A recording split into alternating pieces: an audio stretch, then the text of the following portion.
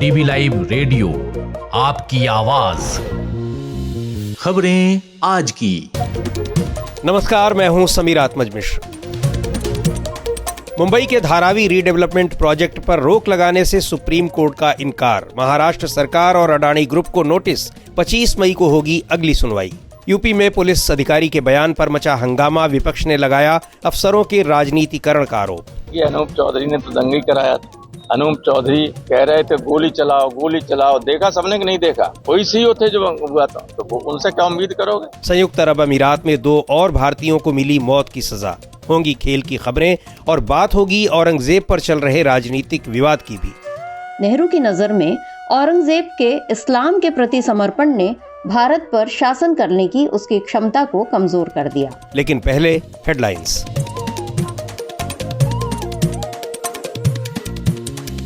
Headlines के साथ मैं हूं अतुल सिन्हा। हरियाणा के पंचकुला में वायुसेना का लड़ाकू विमान जगुआर हादसे का शिकार। अंबाला एयरबेस से प्रशिक्षण के लिए भरी थी उड़ान। पायलट ने पैराशूट से छलांग लगाकर बचाई जान। नकली मतदाता पहचान पत्र को लेकर चुनाव आयोग का बड़ा दावा। 3 महीने में खत्म हो जाएगी दशकों पुरानी समस्या। टीएमसी समेत कई दल करते रहे हैं फर्जी वोटर आईडी की शिकायतें। कर्नाटक के मुख्यमंत्री सिद्धारमैया ने पूर्व प्रधानमंत्री मनमोहन सिंह को दिया सम्मान। बेंगलुरु सेंट्रल यूनिवर्सिटी का नाम अब doctor Manmohan Singh Bengaluru city university हुआ। कनाडा मैक्सिको पर फिर पलटे ट्रंप। टैरिफ बढ़ाने का फैसला 30 दिन टला। टैरिफ लगाने की धमकी के साथ कनाडा को 51वां राज्य बनाने के बयान से भड़के कनाडा के लोग। अमेरिकी सामानों का बायकॉट शुरू। और इजराइल ने वेस्ट बैंक से 10 भारतीय मजदूरों को छुड़ाया। 1 महीने से फिलिस्तीनियों ने बना रखा था बंधक। पासपोर्ट भी कर लिए थे जब्त। डीबी लाइव रेडियो पर आप सुन रहे हैं खबरें आज की। बड़ी खबर मुंबई से है, जहां चर्चित धारावी परियोजना पर सुप्रीम कोर्ट ने रोक लगाने से इनकार कर दिया है। दुबई की कंपनी सेकलिंग टेक्नोलॉजीज कॉर्प ने इस प्रोजेक्ट को अडानी ग्रुप को देने के महाराष्ट्र सरकार के फैसले को चुनौती दी थी। बाद में यह मामला सुप्रीम कोर्ट पहुंचा। सेकलिंग ने अडानी का टेंडर रद्द करने की मांग की थी। धारावी रीडेवलपमेंट प्रोजेक्ट एशिया का सबसे बड़ा शहरी पुनर्वास कार्यक्रम माना जा रहा है। पूरे ब्यौरे के साथ हैं मानसी। सुप्रीम कोर्ट ने मुंबई के चर्चित और विवादित धारावी रीडेवलपमेंट प्रोजेक्ट के लिए चल रहे निर्माण कार्य पर रोक लगाने से इनकार कर दिया है। साथ ही सुप्रीम कोर्ट ने बॉम्बे हाई कोर्ट के अडानी ग्रुप के पक्ष में दिए फैसले को पलटने से भी मना कर दिया। सुप्रीम कोर्ट ने अडानी ग्रुप को एक अलग बैंक खाता रखने का निर्देश दिया है, जिसमें प्रोजेक्ट से जुड़े सभी लेन देन करने होंगे। ऐसा इसीलिए क्योंकि निर्माण और तोड़फोड़ का काम शुरू हो चुका है। कोर्ट ने महाराष्ट्र सरकार और अडानी प्रॉपर्टीज को नोटिस जारी कर जवाब मांगा है। मामले की अगली सुनवाई 25 मई को होगी। मुंबई के धारावी इलाके को रीडेवलप करने के लिए महाराष्ट्र सरकार ने 2019 में टेंडर जारी किया था। सेकलिंग ने 7,200 करोड़ रुपए की बोली लगाकर प्रोजेक्ट अपने पास रखा। इसके बाद राज्य सरकार ने 2019 और 2022 के बीच आर्थिक स्थितियों में हुए बदलावों का हवाला देते हुए टेंडर रद्द कर दिया। सेकलिंग की 2019 की बोली भी कैंसिल कर दी गई। 2022 में नया टेंडर जारी हुआ और इस बार प्रोजेक्ट अडानी ग्रुप को मिला। सेकलिंग ने इसके खिलाफ हाई कोर्ट में अपील की, लेकिन बॉम्बे हाई कोर्ट ने महाराष्ट्र सरकार के फैसले को बरकरार रखा। सेकलिंग ग्रुप ने धारावी पुनर्विकास परियोजना का कॉन्ट्रैक्ट अडानी ग्रुप को दिए जाने की प्रक्रिया में कथित घोटाले का आरोप लगाया था। ग्रुप का दावा है कि अडानी ग्रुप को ये ठेका देने के लिए शर्तों में बदलाव किया गया। इसके खिलाफ लगातार प्रदर्शन भी हो रहे हैं और विधानसभा चुनाव में ये बड़ा मुद्दा भी था। शिवसेना नेता उद्धव ठाकरे का कहना था, आज मला जी भीती वाटते ही हा लढा आता केवळ धारावीचा नाही। वही अडानी ग्रुप के प्रमुख गौतम अडानी कहते हैं कि ये मुंबई के लिए बहुत महत्वपूर्ण परियोजना है। The world's most complex redevelopment project in the city of Mumbai's Dharavai. सैकड़ों एकड़ में फैली दुनिया की सबसे बड़े स्लम बस्तियों में से एक धारावी में करीब 10 लाख की आबादी रहती है। नई परियोजनाओं के तहत पुराने ढांचों को हटाकर नए मकान, सड़कें और दूसरी सुविधाएं बनाई जानी है। डीबी लाइव रेडियो के लिए मैं मानसी। धारावी मुंबई का एक बड़ा स्लम एरिया है। लाखों लोग वहां रहते हैं और कई तरह के उद्योग भी वहां हैं। वहां रहने वालों की समस्या ये है कि जब तक परियोजना पूरी नहीं हो जाती तब तक उनके पुनर्वास की व्यवस्था क्या होगी। विरोध के राजनीतिक कारण भी अपनी जगह हैं। ऐसे में सुप्रीम कोर्ट के इस फैसले का क्या असर होगा, इस बारे में मैंने बात की वरिष्ठ पत्रकार अतुल सिन्हा से। देखिए समीर जी, धारावी जो है वो मुंबई का जो एक ऐसा स्लम एरिया है जो आज से नहीं पिछले कई दशकों से हमेशा चर्चा का विषय रहा है और उसके डेवलपमेंट को लेकर के बहुत सारे पहले भी बहुत सारी कोशिशें हुई और जिस तरह से इस बार अडानी को ये प्रोजेक्ट दिया गया और वहाँ स्थानीय जो राजनीति इसको लेकर के भी हुई कि भाई ये महाराष्ट्र के उद्योगपति को न देकर के अडानी को क्यों दिया गया। ठीक है कि अडानी ने इसे सस्ते में लिया, जो भी इसका टेंडर था, और सेकलिंग से तो काफ़ी कम कीमत पे इसने उठाया ये टेंडर। बावजूद इसके जो मूल सवाल है धारावी में रहने वाले करीब 10 लाख लोगों से जुड़ा हुआ जो सवाल है कि इन 17 सालों में जो ये विकास के 17 साल मांगे हैं अडानी ग्रुप ने, इन 17 सालों में ये जाएंगे कहाँ। और सबसे बड़ी चीज़ है कि मुंबई का एक बड़ा उद्योग जो है वो धारावी में होता है और करीब 5,000 तो ऐसी कंपनियां हैं जो कि रजिस्टर्ड हैं धारावी में ही, और उससे कहीं ज़्यादा बल्कि 15,000 ऐसी यूनिट्स हैं जहाँ पे वहाँ पे डेली काम होता है रिसाइकलिंग का। तो वहाँ पे समझिए कि जो तमाम बड़ी बड़ी कंपनियां हैं अपने छोटे जितने भी काम हैं सब धारावी से करवाती हैं, तो उसका क्या होगा। यही सबसे बड़ा सवाल है कि जो रिहेबिलिटेशन का है वो लोगों का तो है ही, इसके अलावा इतना बड़ा बिजनेस और इतनी इंडस्ट्रीज वहां से चल रही हैं, उनका क्या होगा। तो अब क्या लगता है 25 मई को जब दोबारा सुनवाई करेगी, क्या सुप्रीम कोर्ट इसके लिए कोई निर्देश देगा, क्योंकि प्लानिंग में तो अभी कुछ दिखाई नहीं पड़ रहा है। ऐसा होना तो चाहिए, ऐसी उम्मीद की जानी चाहिए, क्योंकि सवाल यहाँ सिर्फ मतलब रीबिल्डिंग का नहीं है, उस पूरे इलाके को फिर से बसाने या बनाने का नहीं है। सवाल वहाँ के लोगों को कैसे और कहाँ एडजस्ट किया जाए, ये एक बहुत गंभीर सवाल है। और जाहिर सी बात है कि एक ऐसा सवाल है कि इस पे सुप्रीम कोर्ट को निश्चित तौर पर कोई ना कोई कदम उठाना चाहिए, सोचना चाहिए, क्योंकि जब तक ये प्रोजेक्ट पूरा नहीं होता या फिर इस पे काम नहीं होता तब तक लोग कहाँ जाएंगे। और इसकी मांग लगातार वहाँ उठ भी रही है और कई सारी याचिकाएं कोर्ट में इसको लेकर के हैं भी। और जाहिर सी बात है कि आने वाले वक्त में अडानी ग्रुप अगर इस प्रोजेक्ट को हाथ में ले रहा है और उसके काम भी उसने शुरू कर दिया है, तो उसने भी कोई ना कोई एक रूपरेखा बनाई होगी इसको लेकर के। वो क्या है अभी तक वो क्लियर है नहीं, और ये क्लैरिटी बहुत ज़रूरी है। और इसके लिए सरकार को भी, और जाहिर सी बात है सुप्रीम कोर्ट को तो जो फैसला देना है वो तो देना ही है, लेकिन प्रैक्टिकली जो करना है वो काम वहाँ सरकार को और इस एजेंसी को ये करना ज़रूरी है। और एक महत्वपूर्ण बात बताऊँ समीर जी कि धारावी को लेके तो खैर बहुत सारी चर्चाएं इसलिए होती हैं क्योंकि धारावी पर केंद्रित बहुत सारी फिल्में भी बनी, स्लम डॉग मिलेनियर से लेकर के परिंदा और बहुत सारी जाने कितनी फिल्में बनी। लेकिन आज की तारीख में मुंबई महानगर में धारावी से और बड़ी बड़ी स्लम कॉलोनियां जो हैं वो बन चुकी हैं। 4 ऐसी कॉलोनी हैं मुंबई में जो धारावी से भी बड़ी हैं। उस तरफ तो खैर अभी किसी का ध्यान ही नहीं है, लेकिन अभी जो एक धारावी का जो प्रोजेक्ट है, कम से कम उस पे ही अगर तरीके से काम हो जाता है, रिहेबिलिटेशन का काम, चाहे वहाँ जो व्यापार चल रहे हैं उसका काम ये लोग नहीं देखते हैं, तो फिर वो आने वाले वक्त में एक मुश्किल तो पैदा करेगा ही। ये थे वरिष्ठ पत्रकार अतुल सिन्हा। आप सुन रहे हैं डीबी लाइव रेडियो, आपकी आवाज। और अब बात करते हैं उत्तर प्रदेश की। उत्तर प्रदेश के संभल जिले में एक पुलिस अधिकारी के बयान ने राजनीतिक और सांप्रदायिक माहौल में गर्मी ला दी है। पुलिस क्षेत्राधिकारी अनुज चौधरी ने पीस कमेटी की बैठक में कहा कि जुमा तो साल में 52 बार आता है, लेकिन होली तो साल में एक बार ही आती है, इसलिए जिन्हें होली के रंग से दिक्कत हो वो अपने घर में ही रहें। अनुज चौधरी के इस बयान पर कड़ी प्रतिक्रियाएं आ रही हैं। अनुज चौधरी पहले भी कई बार विवादित बयान दे चुके हैं और यूपी का संभल जिला भी पिछले कुछ समय से विवादों की वजह से ही चर्चा में रहा है। क्या है पूरा मामला, बता रही हैं अंशिता। मेरा स्पष्ट संदेश ये है, जिस भाई को होली खेलनी हो उस दिन वो बाहर निकले, और जिसमें कैपेसिटी हो रंग खेलने की, जिसका बड़ा मन हो वो बाहर निकले, नहीं तो अनावश्यक कोई भी आदमी बाहर ना निकले, अपने बच्चों के साथ रहे, अपने घर में नमाज पढ़े, क्यों घर में भी तो पढ़ते हैं। कोरोना टाइम में घर में नहीं पढ़ी, सबने पढ़ी है। भगवान और अल्लाह सब जगह है। संभल के सीईओ अनुज चौधरी ये बात तब कह रहे थे जब जिले की पीस कमेटी की बैठक हो रही थी, जिसमें ये तय किया जाना था कि होली के त्योहार और जुमे की नमाज दोनों को कैसे शांतिपूर्ण तरीके से मनाया जाए। उन्होंने साफ तौर पर कहा कि जिन्हें रंग से परहेज है वो घर पर ही रहें, लेकिन लोगों को अनुज चौधरी की ये हिदायत मुस्लिम समुदाय को दी गई चेतावनी की तरह लग रही है। स्थानीय लोगों का भी कहना है कि ये सीधे तौर पर धमकी देने जैसा है। समाजवादी पार्टी के नेता रामगोपाल यादव कहते हैं कि अनुज चौधरी से इससे ज्यादा उम्मीद ही क्या की जा सकती है। कि अनूप चौधरी ने तो दंगा ही कराया था।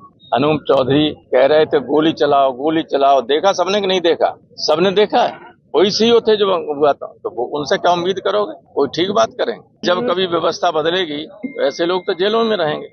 अनुज चौधरी का ये बयान पूरे प्रदेश में चर्चा का विषय बना हुआ है, इसलिए भी क्योंकि पिछले दिनों जब जामा मस्जिद के मामले में संभल में हिंसा हुई थी, उस वक्त भी अनुज चौधरी के बयान और उनकी भूमिका को लेकर कई सवाल उठे थे। अयोध्या में बाबरी मस्जिद के पक्षकार रह चुके इकबाल अंसारी कहते हैं कि भारत में सभी त्योहार लोग मिलजुल कर मनाते हैं, ऐसे में इस तरह की बात कहना ठीक नहीं।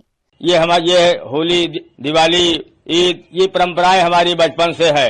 हम लोग हमेशा बचपन से खुशियों के साथ जो है होली मनाते रहे, मिठाई भी खाते रहे और साधु संत गिरस के साथ खेलते रहे। हमारे पूरे अयोध्यावासी सब एक दूसरे के साथ में जो है लोग शाम के टाइम हम लोग निकलते हैं, होली मिलते हैं, रंग गुलाल और टीका लगाते हैं। ये कोई परहेज नहीं। हिंदू भी टीका लगाते हैं, मुसलमान भी टीका लगाते हैं। टीके से कोई परहेज नहीं, रंग से कोई परहेज नहीं। विपक्षी नेता अनुज चौधरी के बयान को सरकार से प्रेरित बयान मान रहे हैं, लेकिन बीजेपी नेताओं को इसमें कोई गलती नहीं दिखती। पूर्व केंद्रीय मंत्री मुख्तार अब्बास नकवी कहते हैं, देखिए, समाज में सौहार्द जो है, वो सौहार्द की जो ताकत है वो कमजोर न हो किसी भी तरह से। ये सबकी जो है वो सामूहिक जिम्मेदारी है और किसी भी तरह से समाज की ताकत पर जो है वो कोई भी सांप्रदायिक आफत ना हो, इसका सबको ध्यान रखना चाहिए। मैंने देखा कि डीजीपी जो उत्तर प्रदेश के हैं, उन्होंने जो है हिंदू समाज को भी दिया है होली के लिए कुछ दिशा निर्देश। तो इसलिए समय समय पे दिया जाता है ताकि सौहार्द कायम रहे और सौहार्द के ताने बानों के कोई भी शरारती ताकत जो है वो उसको नुकसान न पहुंचा पाए। 14 मार्च को होली है और उस दिन शुक्रवार है। ऐसे में सांप्रदायिक सौहार्द बनाए रखने के लिए संभल में कोशिशें की जा रही हैं, क्योंकि पिछले दिनों वहां सांप्रदायिक हिंसा हो चुकी है। ऐसे में प्रशासन ने रास्ता निकाला है कि दोपहर 2:30 बजे तक होली मनाई जाएगी और जुमे की नमाज 2:30 बजे अदा की जाएगी। डीवी लाइव रेडियो के लिए मैं अंशिता। डीवी लाइव रेडियो पर आप सुनते हैं देश दुनिया की ताजा तरीन खबरें और खबरों के बीच की खबरें यानी विश्लेषण भी। खबरों और विश्लेषण के अलावा यहाँ होती है साहित्य, कला, संस्कृति और विज्ञान से लेकर आर्थिक और खेल जगत की भी चर्चा। डीवी लाइव रेडियो पर आप सुन रहे हैं खबरें आज की। अब बात करते हैं अंतर्राष्ट्रीय खबर की, लेकिन उसका संबंध भारत से है। संयुक्त अरब अमीरात यानी यूएई में 2 और भारतीय नागरिकों को मौत की सजा दे दी गई है। ये दोनों लोग केरल के रहने वाले थे और दोनों को अलग अलग मामलों में सजा दी गई है। इससे पहले आपको याद होगा कि यूपी के बांदा जिले की रहने वाली शहजादी को पिछले महीने ही मौत की सजा दी गई थी। और जानकारी के साथ हैं आंचल। भारत के विदेश मंत्रालय ने एक बयान में कहा है कि केरल के रहने वाले मोहम्मद रिनाश और मुरलीधरन पीवी को यूएई में मौत की सजा दे दी गई है। रिनाश पर यूएई के एक नागरिक की हत्या का आरोप था, तो वहीं मुरलीधरन पर एक भारतीय नागरिक की हत्या का आरोप था। रिनाश केरल में कन्नूर के रहने वाले थे। वो यूएई में एक ट्रैवल एजेंसी में काम कर रहे थे। यूएई ने इस बारे में 28 फरवरी को विदेश मंत्रालय को जानकारी दी थी। यूएई की सर्वोच्च अदालत कोर्ट ऑफ कैसेशन ने उनकी सजा बरकरार रखी थी, जिसके बाद उन्हें फांसी की सजा दी गई। भारतीय विदेश मंत्रालय ने कहा है कि अमीरात में भारतीय दूतावास ने दोनों ही मामलों में यानी रिनाश और मुरलीधरन की हर संभव मदद करने की कोशिश की। भारतीय दूतावास की तरफ से दया याचिका भी भेजी गई थी। यूएई सरकार से माफ करने की अपील भी की गई थी, लेकिन सर्वोच्च अदालत ने ये सभी अपील खारिज कर दी। इससे पहले उत्तर प्रदेश के बांदा की रहने वाली एक और भारतीय महिला शहजादी खान को एक बच्चे की हत्या के आरोप में 15 फरवरी को मौत की सजा दे दी गई थी। 5 मार्च को यूएई में ही उनका अंतिम संस्कार कर दिया गया। विदेश मंत्रालय ने संसद में 13 फरवरी को बताया था कि कुल मिलाकर 50 से ज्यादा ऐसे भारतीय नागरिक अलग अलग देशों की जेलों में बंद हैं, जिन्हें मौत की सजा सुनाई गई है। सबसे ज्यादा 26 भारतीय नागरिक संयुक्त अरब अमीरात यानी यूएई में वहां की विभिन्न जेलों में कैद हैं, जिन्हें मौत की सजा मिली है। वहीं शहजादी खान समेत 3 भारतीय नागरिकों को यूएई में मौत की सजा मिलने के बाद ये सवाल उठ रहा है कि अब बाकी बचे इन 26 भारतीयों का क्या होगा।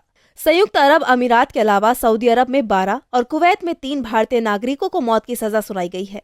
ये लोग अभी जेलों में बंद हैं। अरब देशों में मौत की सजा की पुष्टि ऊपरी अदालत करती है। इसके बाद संघीय सुप्रीम कोर्ट से भी इसे प्रक्रिया के तहत गुजरना होता है। जहां तक सजा देने की बात है तो आखिरी मंजूरी वहां के शासक से मिलने के बाद ही इसे अमल में लाया जाता है। इन सब के बीच पीड़ित परिवार चाहे तो वो भी अभियुक्त को माफ कर सकता है।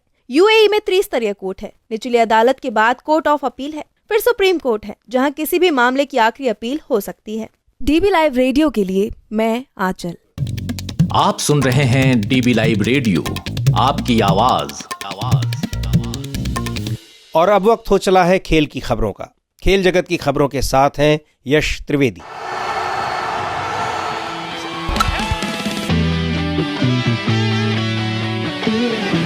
कहावत है कि समय सबसे बलवान होता है। अब रोहित शर्मा को ही देख लीजिए। ज्यादा समय पहले की बात नहीं है, भारतीय टीम न्यूजीलैंड से घर में ही टेस्ट सीरीज हारी। ऑस्ट्रेलिया में बॉर्डर गावस्कर ट्रॉफी में हार मिली। टीम के कप्तान रोहित शर्मा को आखिरी टेस्ट के लिए प्लेइंग 11 में जगह नहीं मिली। उन्हें कप्तानी से हटाने की बात होने लगी थी।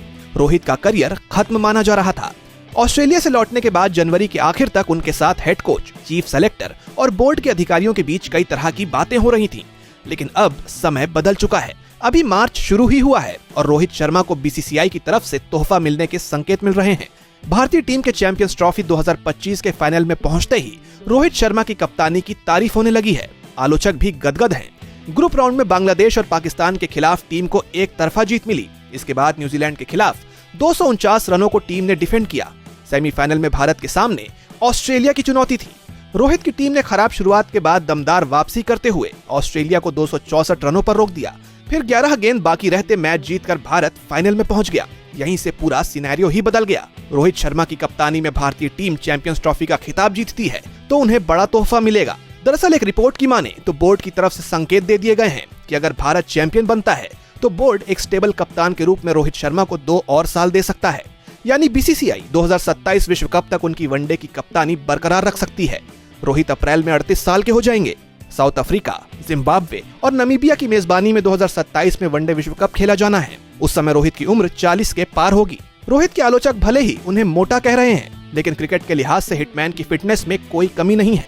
वो मैदान पर पूरे समय फील्डिंग करते हैं और इंग्लैंड के खिलाफ हाल ही में जड़े शतक ने उनकी बैटिंग स्किल का जोरदार उदाहरण भी पेश किया है। Yash Trivedi, DB live radio.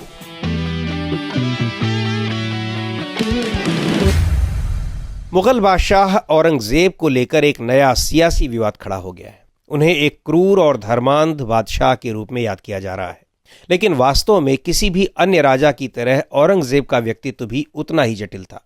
उन्हीं जटिलताओं की परतें खोलने की कोशिश की है सर्वमित्रा सुरजन ने अपनी इस रिपोर्ट में।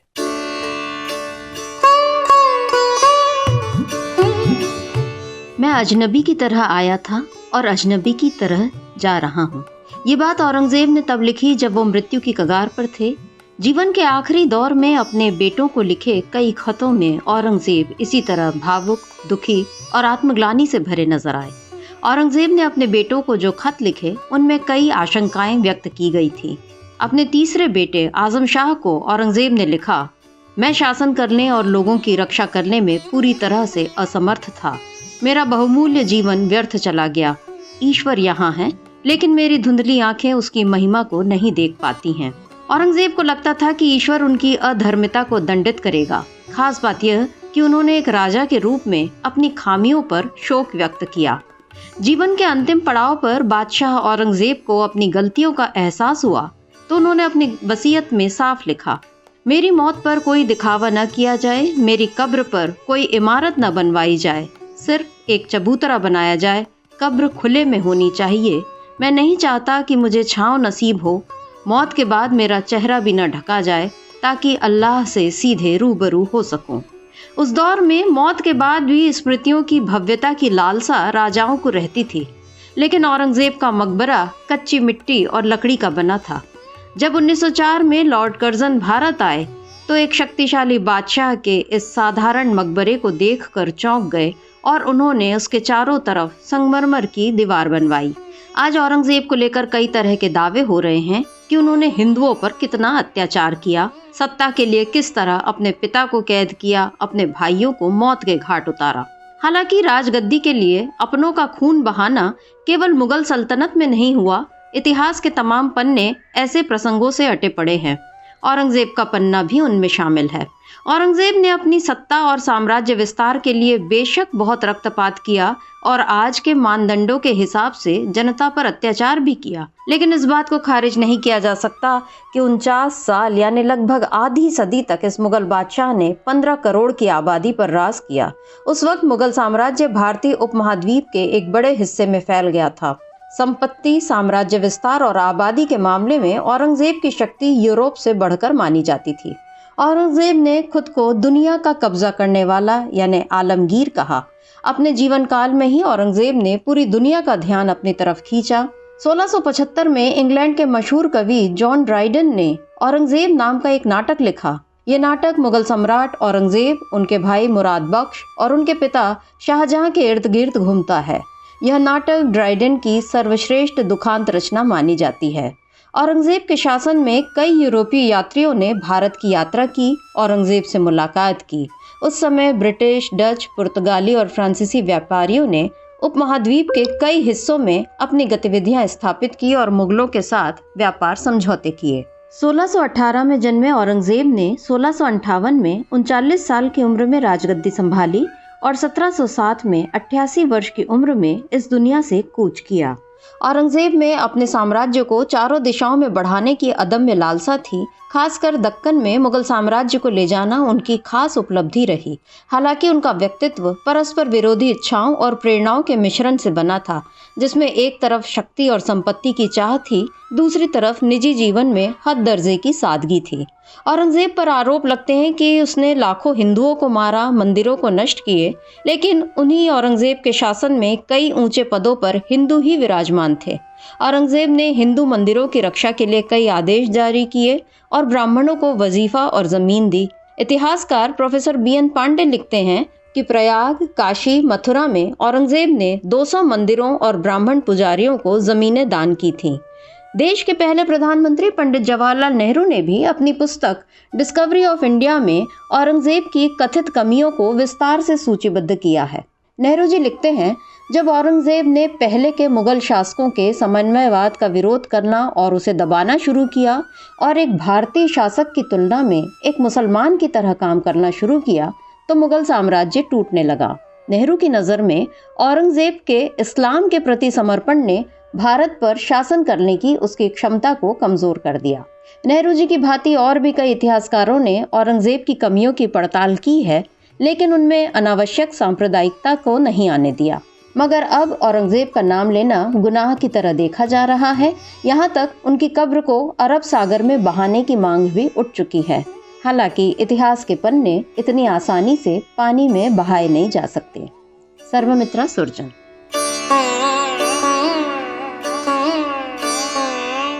कैसी लगी आपको ये रिपोर्ट, हमें जरूर बताइएगा। इस कार्यक्रम को अब यहीं समाप्त करते हैं। बने रहिए DB लाइव रेडियो के साथ। हर रोज सुनिए दिन भर की खबरों और विश्लेषण का हमारा ये प्रोग्राम खबरें आज की। अब दीजिए इजाजत। नमस्कार।